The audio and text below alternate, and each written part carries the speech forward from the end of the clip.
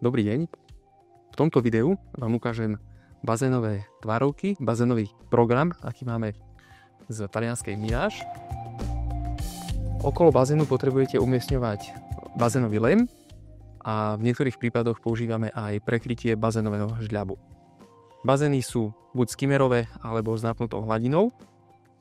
V prvom kroku vám ukážem, ako vyzerajú tvarovky okolo bazénu, tzv. Bazénový lem. Ako príklad som vybral jeden dekor dlažby. Je to takáto biela hrbonatá dlaždica s povrchom R11. Je to protišmík, ktorý sa hodí k rezidenčným bazénom. Na tejto vzorke vidíme to, že je tu ukončenie hranaté pod 45 stupňovým skosením. Na tejto druhej vzorke je to zase zaoblený koniec. Toto si vyberáte. Potom pri bazénových lemoch sa zvyknú dávať aj takéto žliabky, o ktoré sa viete zachytiť napríklad s prstami, keď vychádzate vonku z bazénu. Čo sa týka žľabu bazénového, tak ten vieme opäť prekryť dlažbou. Záleží, aký máte ten bazénový žľab. Buď ho máte takýto uši, kde viete použiť takúto bazénovú tvarovku, alebo máte ten bazénový žľab širší. Toto je 30 cm dlažba, ktorá nám prekrýva bazénový žľab. Tá voda vteká cez tieto otvory dovnútra.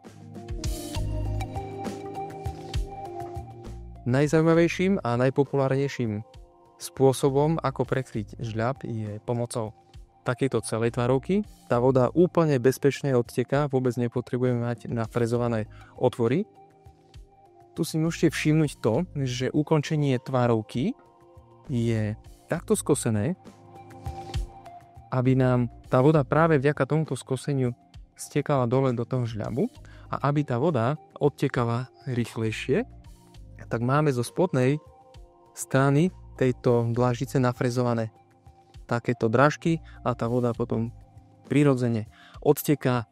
Máme s tým celkom dobré skúsenosti a je to také veľmi elegantné riešenie. Je to hlavne pre bazény, ktoré majú napnutú hladinu. Máme bazénový lem, táto dlaždica je nalepená. Potom nasleduje žľab, ktorý je prekrytý napríklad takouto dlaždicou. A za touto dlaždicou už pokračuje napríklad terasa. Voda je až po túto úroveň v bazéne s napnutou hladinou a cez túto škáru odteka dole. Keď niekto skočí do bazénu, viacej vody sa vyleje, tá voda sa rozleje sem, čiže ďalšia voda steka v tejto škáre, no a potom nasleduje ostatná terasová dlažba okolo bazénu. V tomto vstupe ešte by som chcel poukázať na to, že